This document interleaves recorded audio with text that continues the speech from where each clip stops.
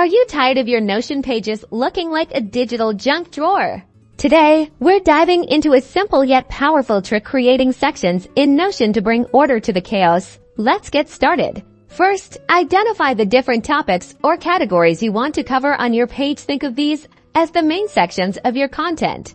To create a visual break, type /divider. This adds a line that clearly separates your sections. You can also use headers by typing /H1, H2, or H3, whichever is the correct header size you like best. Now add a header above each section. This gives each section a label, making it easy to navigate. For example, you could have sections like project goals, meeting notes, and action items. Next, rearrange your content by dragging and dropping relevant blocks under their corresponding headers. This is where the magic happens as you start grouping related information together.